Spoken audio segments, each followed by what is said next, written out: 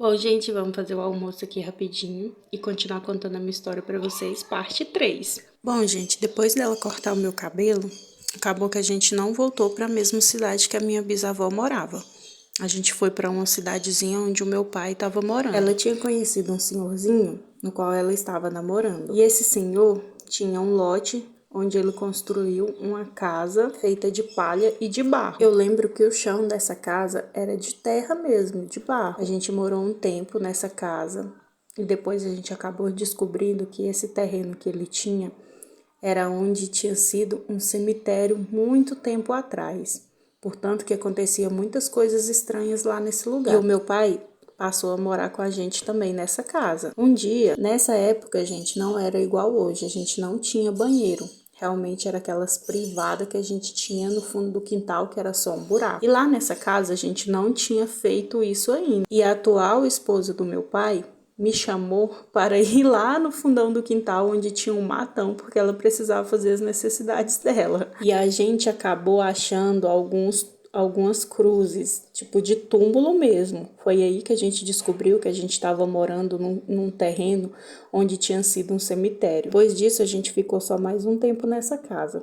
Portanto, gente, que um dia meu pai estava dormindo na rede na cozinha, quando ele começou a escutar uns barulhos muito estranhos na porta. E quando ele levantou da rede, a rede dele estava cheia de terra, como se alguém tivesse jogado essa terra dentro da rede dele. Depois desse dia eu fiquei muito assustada e com muito medo de dormir nessa casa. Nessa época eu não apanhava muito porque o meu pai estava morando com a gente. Na frente dele, a véia me tratava totalmente diferente de quando ele não estava em casa. Bom, mas os dias se passaram e a gente resolveu mudar para outra casa. Eu fui morar sozinha com a véia, mãe do meu pai, e o meu pai foi morar com a esposa dele em outro lugar. Essa casinha onde eu morava com ela, ela fazia o que queria comigo. Até que passou o tempo e a gente resolveu mudar de novo para outra casa. E eu me lembro que nessa outra casa a gente tinha uma vizinha que ela era evangélica.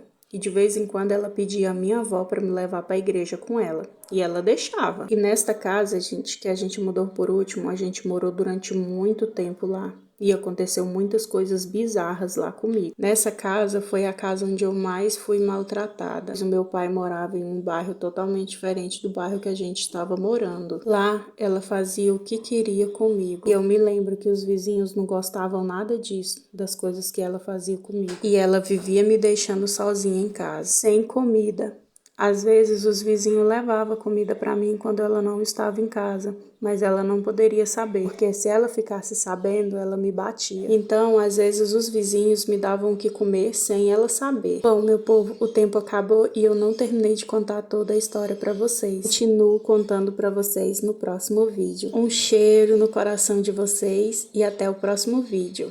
Fiquem agora com o resultado do meu almoço de hoje, que foi estrogonofe de frango. Beijo!